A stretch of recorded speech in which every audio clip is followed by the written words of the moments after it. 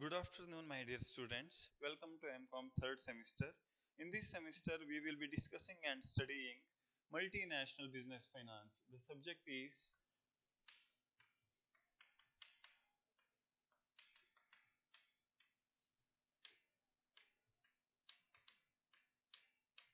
multinational business finance.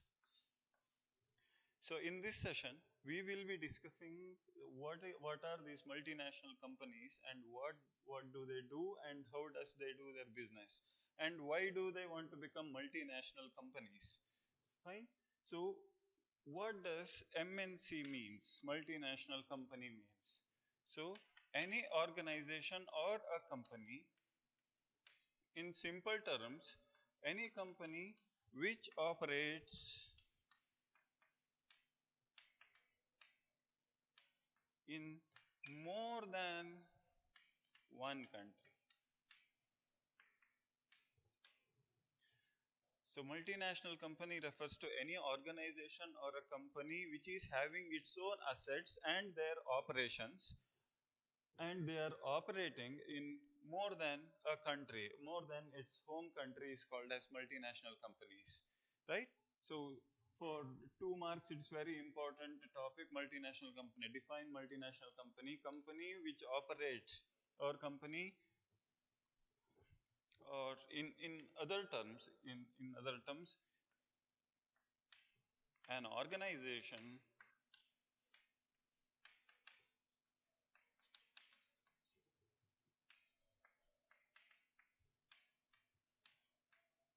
which owns assets and operates its business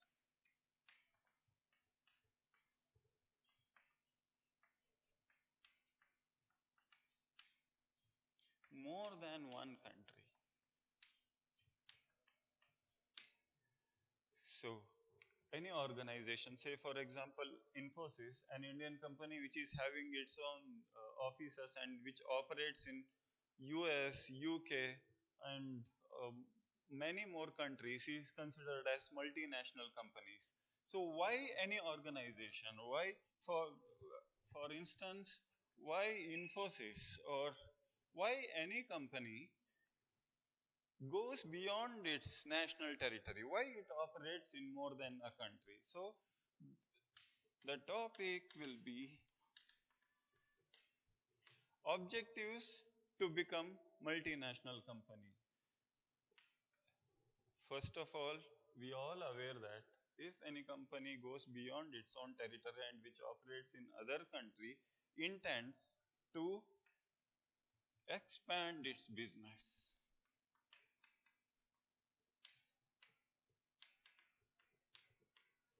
To expand the company's business, it goes beyond national territory. So, the first objective will be to expand its business. While expanding, if the business is expanded,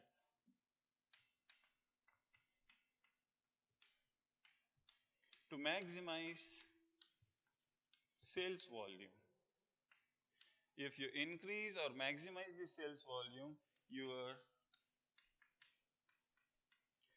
revenue, to increase the revenue of the organization. Say for example, Hindustan Unilever, or the current best example is in automobile sector, Kia. Toyota, Japanese automobile manufacturer operating in India, they have introduced uh, many products of their own, like the Krista, Fortuner, Toyota, uh, Liva, and many more products they have introduced. The main intention is to introduce their own vehicle or their own automobile in other country. In India, Japanese automobile manufacturer is to expand its business, right? So they are now operating in India also. That means they have expanded their business. So since they have entered India, they have increased their sales volume, they have increased the volume of units they have sold so far, and if the sales volume is increased, apparently it results in the total revenue of the total revenue maximization of its revenue. When the revenue gets maximized, ultimately you are well aware, to maximize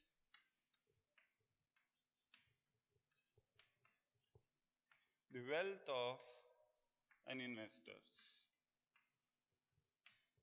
Investors in the sense shareholders. Shareholders in the sense they are the owners of the company. By maximizing the revenue, they can announce good amount of dividend to their owners, and anyways you all aware that the price of the share will be increased to maximize the wealth of an investor, right? So apart from these things, other objectives of other objectives to become multinational is to tap new technologies. So if they go abroad to do their business, they will be exposed, or they will be having access to new technologies which is operating in other countries, right? They will be accessing to new technologies to develop their product. If they tap new technologies, if they are having access to new technologies, then the quality of the product they are producing will be good enough. Then, right? Then, to have an access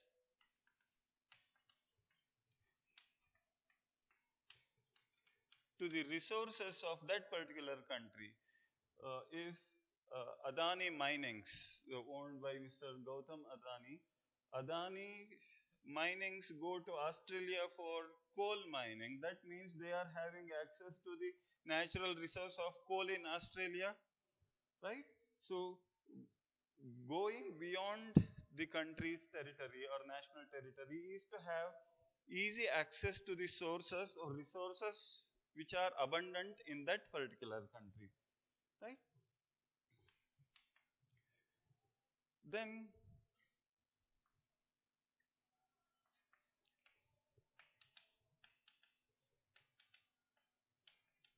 to minimize the government duties or taxes. So that means if the Mercedes and BMW, even Apple iPhone is having its assembly centers in India, that means they have evaded certain import duties and taxes which our government of India is imposing on them. By reducing these taxes, they can introduce their product with much lesser price in Indian market. So this is another intention of any organization to go beyond national territory and to become multinational company. So far we have discussed the definition of multinational company, which does its business in more than one country. That's what the topic, or that's what this subject says, multinational business finance. Before that, why any company go beyond, or why any company becomes multinational company, it's apparent to access all these things, to access new technologies, to have access to the resources of that particular country, to expand its business, to build. You can list as many as you can, to build goodwill globally, by going globalized, to becoming globalized company, it can build goodwill throughout the globe. Fine. So these are the, and many more lists we can add. So in this subject we will be having some numericals and problems as well. Before that, certain basic things we need to know, right? So if any company go international, or if it becomes multinational company, say for example Microsoft or Apple iPhone, they intends to start its business or assembly line in India, it has to invest, right? It is very eventual that if Apple is an American giant, American company intends to invest in India. That means this company, since it is American, this company must be having its currency or its money in US dollar denominated. Fine. If this company intends to invest in India, in our country, it cannot invest in dollars, because if it needs to build a building, then it cannot pay for cement in US dollar. That cement vendor won't accept in dollar pending currency, right? So if it intends to invest in India, it has to convert to Indian rupee or INR, right? So, see, first of all, this subject says about why any company wants to become multinational organizations. If any company intends to become multinational or MNC, it has to invest in that particular currency which that company intends to operate in that particular country. Fine. So, in this scenario, in this context, Apple, an American mobile manufacturer, intends to invest in India. Since Apple is an American company, this company is having their money in US dollar. So if it needs to invest in India, it has to convert this US dollar to Indian rupees. Right? For example, this Apple, a mobile manufacturer, comes down to India to invest, say for example in Bangalore, for their assembly section, assembly line, they are having US dollar. They straight away they go to say for example ICICI Bank or maybe HSBC, Hong Kong Shanghai Banking Corporation, which is located and which is operating throughout India, throughout globe. Hong Kong Shanghai Banking Corporation. This Apple goes to HSBC Bank to convert US dollar to Indian rupees. Fine?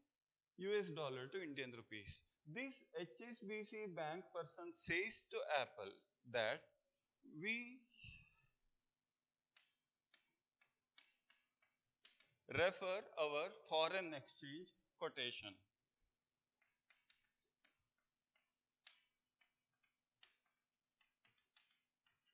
forex quotation. So $1 we are quoting rupees 70.80 oblique 90. Fine. This is what the quotation. You may find this type of quotation in leading newspapers, business papers, and all other business TV channels. So if you ask a banker, in this context, the banker is Hong Kong Shanghai Banking Corporation. They are asking Apple iPhone. Apple, an American mobile manufacturer, is asking HSBC, if I have a dollar, US dollar, how much rupee will you give us? Fine. So because they need to convert the US dollar to Indian rupees. So this HSBC bank says, refer our quotation. It is $1 rupees 70.80 oblique 90. So in this quotation, there are two rates involved in it, in this single quotation. Since there are two rates are involved in this type of quotation is called as two-way quote or two-way quotation, right? So in this, that means $1 is equals to rupees 70.80 oblique 90 means, or they may say rupee per dollar is rupees 70.80 80 oblique 90. That means rupee per dollar. Per single dollar, rupee will be 70.80 oblique 90. This means there are two rates involved in it. One is rupees 70.80 and another one is rupees 70.90. So 70.80 oblique 90 is nothing but 70.80 oblique 70.90. So the two or four digits. In this case, in this context, there are two digits after an integer. This after an integer, these two digits, in some quotations there might be four digits. This thing is called as pips. In next classes we will be briefing about all these terminologies, but the objective of this class is to introduce a few new terminologies which are frequently used in this class, multinational business finance. So there are two rates involved. One is 70.80 oblique 70.90. So in this, which one is lesser? That means 70.80 is lesser than 70.90. The lesser price is called as bid price and the greater is called as ask price. So there are two rates are involved in a single quotation. That's why this type of quotation is called as two-way quotation. One rupees 70.80 oblique 90 is nothing but 70.80 oblique 70.90, and 70.80 is lesser compared to 70.90. That's why this part is called as bid price or bid rate, and 70.90 is considered as ask price. So in next classes, what is bid price? We will be discussing what is bid price, what is ask price, and very interestingly, in this subject, we will be discussing why Indian rupee is valued as 70.80, 80 rupees, 60 rupees, 65, 50, whatever it is, when compared to US dollar or sterling pound or euro. So how they value and how they get these values, we will be discussing all these things in next classes. So before concluding, in today's class, we have discussed that what are multinational companies and why do they want to become multinational companies, right? That means the objective of multinational companies. Why do they want to become multinationals? Fine. In next classes, we will be discussing all these terminologies: pips, bid, ask, spread, etc., arbitration, and many more new terminologies you people will get to know. So, for today's class, I am concluding today's class. Thank you so much.